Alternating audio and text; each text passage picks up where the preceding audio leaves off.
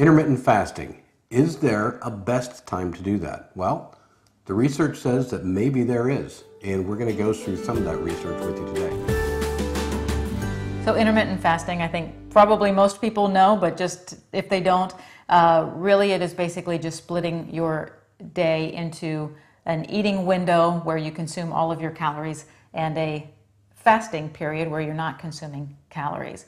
And we've looked at some of the research as intermittent fasting has become more of a thing, and now they're starting to look at, well, if it is so beneficial for weight loss, which it is there a best time to do it? For instance, would it be better to have breakfast and lunch and skip dinner?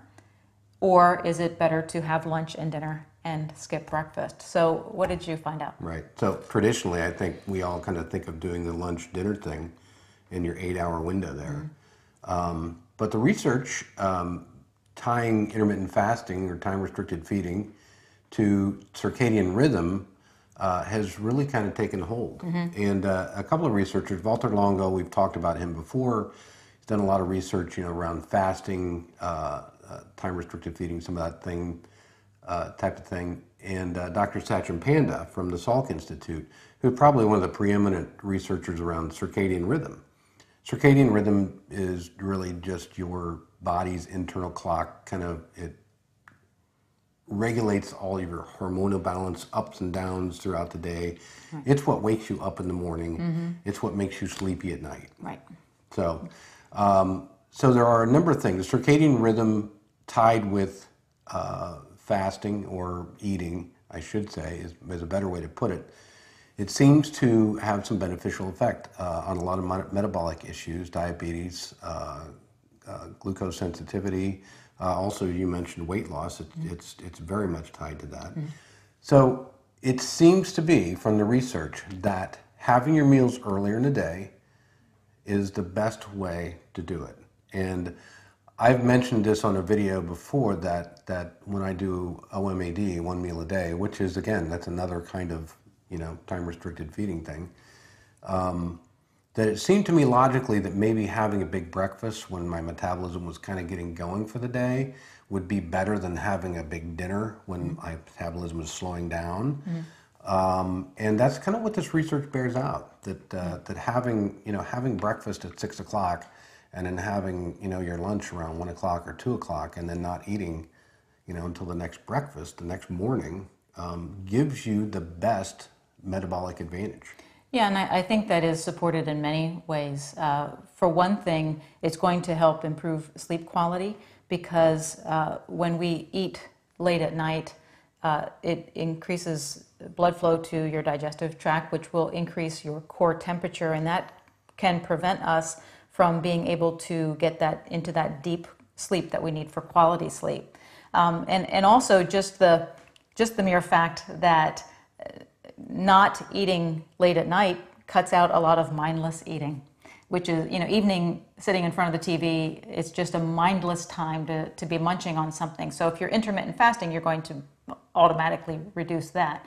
And also hormonally, which is more or less the circadian rhythm philosophy, we see that melatonin raises in the evening hours. Melatonin is a hormone that is very important for us to be able to sleep soundly.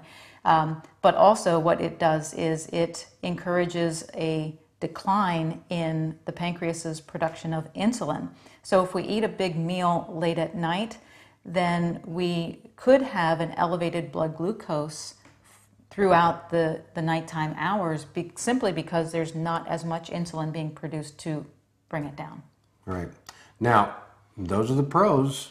Right. There are some cons too. Right. So I'm going to tell, I've done this OMAD thing, eating in the morning only. And you go to bed hungry. And that's uncomfortable for a lot of people. And especially through those mindless evening hours when you're just kind of winding down. That can be a little bit tough to take. Another thing is it's kind of easy with my schedule to skip breakfast and do lunch and dinner.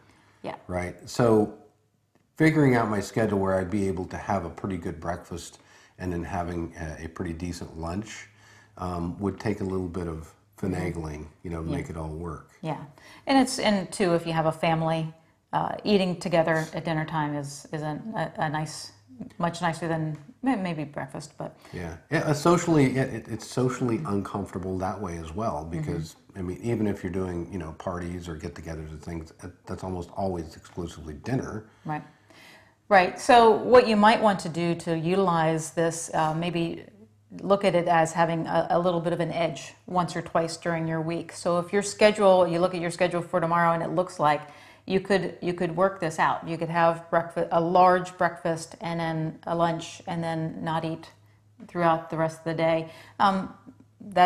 That can be kind of like a little bit of a bump up to your weight loss strategy. So that would be a way to use it if it's not really convenient on a daily basis. Yeah, like most things, I think you just have to try it. Yeah. All right, so hey, I hope that gives you some suggestions on ways that you can accelerate your weight loss. So great to always have you guys with us. Please subscribe. We will be back next week with a brand new video. Thanks.